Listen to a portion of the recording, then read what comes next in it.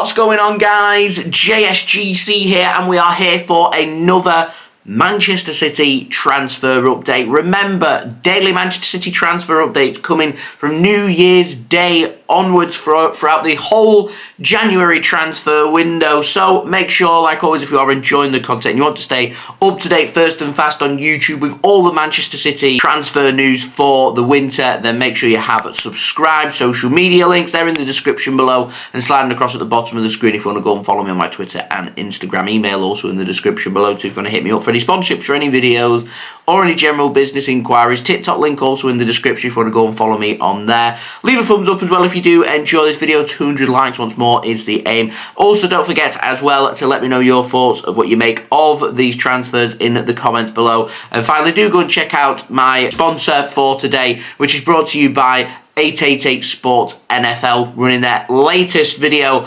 on all the happenings in the world of fantasy football for the NFL. Go and check it out as we get into a busy festive period during the NFL season. I'm hoping my team, Miami Dolphins, will beat the Green Bay Packers Christmas Day. Otherwise, we're in a fair bit of bother for making the playoffs when it looked like a dead cert to happen. So hopefully they'll win. But yeah, do go check that out. Links, details there, all in the description. And thank you very much to 888 Sport NFL for sponsoring this video. So let's crack on with this video. We're going to start off with the contract news, and we've got the latest on Ilkay Gundogan. Now, Mundo Deportivo over in Spain are saying that Gundogan and Manchester City, they're going to sit down in early 2023 ahead of contract renewal talks. Both parties are confident of a deal. Both parties want a deal to be struck. Barcelona were interested in signing Ilkay Gundogan on a free contract. At the moment, the only transfers Barcelona can do are free contracts. That's because of their financial situation that they find themselves in.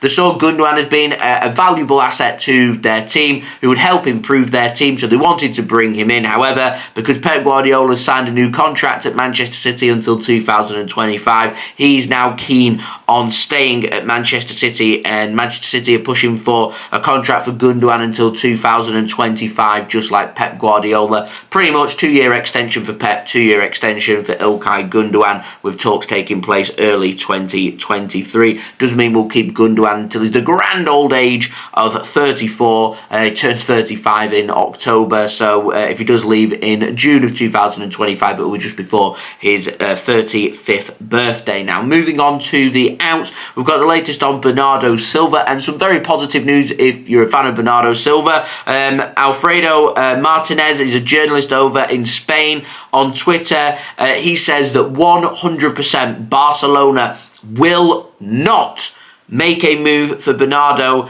in 2023. They have definitely ruled out a move for him, and it has confirmed what I was saying in my last video. Barcelona simply cannot afford the transfer fee. The only way that Bernardo Silva signs for Barcelona in the near future is if he decides to run down his Manchester City contract, and once City have got Gundogan's contract sorted, I think in terms of the immediate future, apart from Rico Lewis, I think most players' contracts are already sorted, and City probably won't be having a look at too many contracts between now and the summer, and I think that's an ideal position with Barcelona not being in a position to sign Bernardo Silva, for City to sit down and hold some really good, honest talks. Give Bernardo a bumper pay rise, make him one of the highest paid players. He's an important player to Manchester City. He's always in and around the starting 11.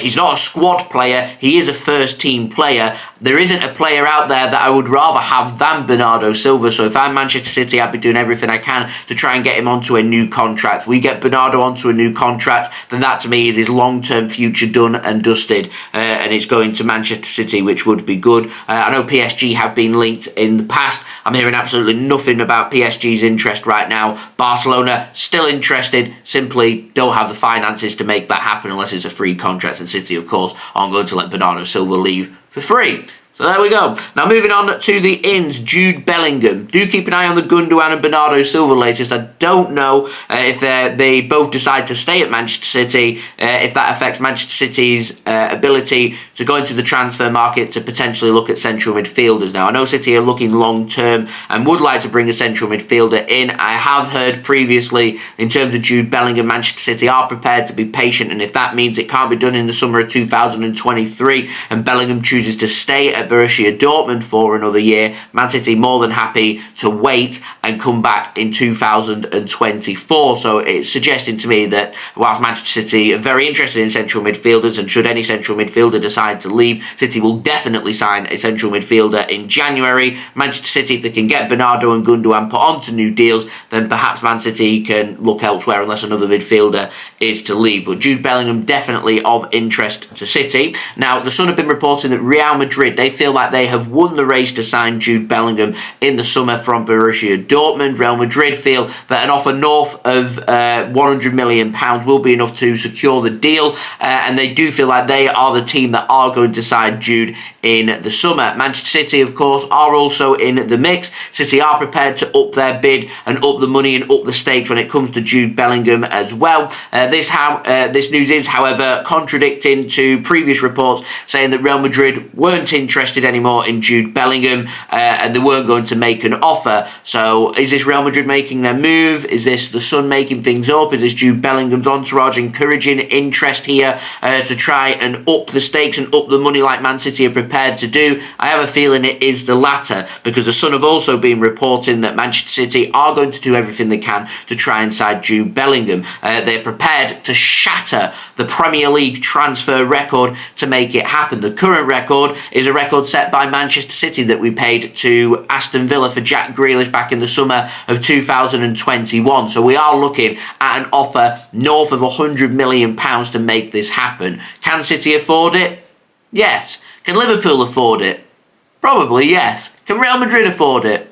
Probably yes. So it's all about what Bellingham wants. I know there's all kinds of reports saying Bellingham's family are fans of Liverpool. Bellingham loves Liverpool. He's a fan of Liverpool, etc., etc.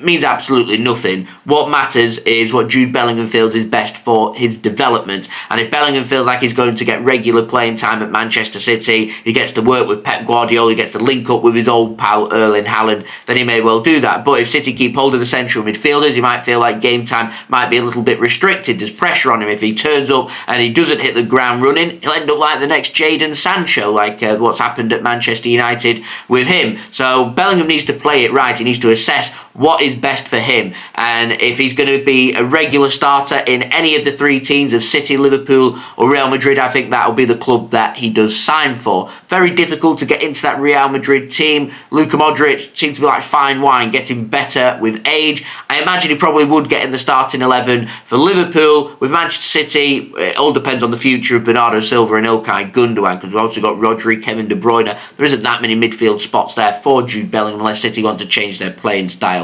So we'll see. Keep an eye on it. I'll keep you up to date, of course, every single step of the way with all the latest Manchester City transfer news on YouTube. So make sure you have subscribed. Remember, daily Manchester City transfer updates coming from January 1st throughout the whole of January for the January winter transfer window. So make sure you have subscribed with your notifications on to be notified immediately for when I do upload. Social media links, they're in the description below and sliding across at the bottom of the screen if you want to go and follow me on my Twitter and Instagram. Email also in the description below too. If you want to hit me up for any sponsorships for any videos or any general business inquiries, TikTok link also in the description if you want to go and check that out as well. Also, don't forget, leave your thoughts what you make of these transfers in the comments below. Leave a thumbs up too. 200 likes is the aim. Finally, also go and check out today's video sponsor, brought to you by 888 Sports NFL, delivering all the latest fantasy football news. If you're well up into NFL with all that kind of thing, then do go and check it out. Links, details, they are in the description. And thank you very much to 888 Sport NFL for sponsoring this video,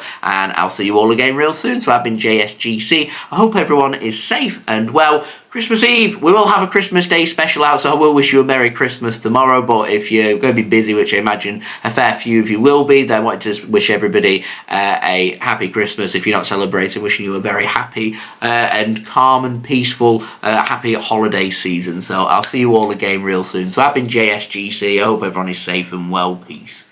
Ciao for now. It's time to get Adam Rank's advice at Christmas. Now, it's not help with a gift for Granny. Instead, I'm thinking we go with a little Christmas carol theme. So, Adam, can you give us your 3 Christmas picks for 2022, past, present, and future?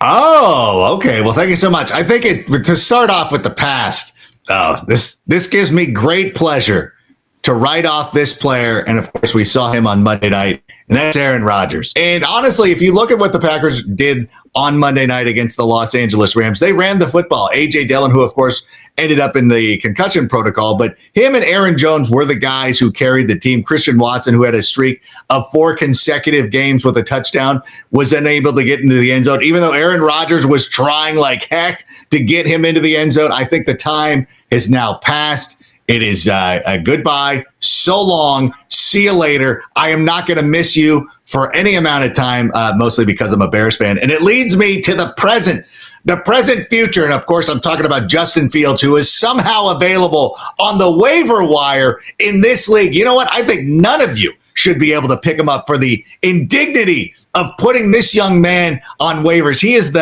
he is going to be the face of the NFL. And as I sit here, and this is as a impartial fan watching the Lions and the Vikings having their fun right now, you know what? Enjoy it, because starting next season, Justin Fields is going to be taking over as he hasn't already.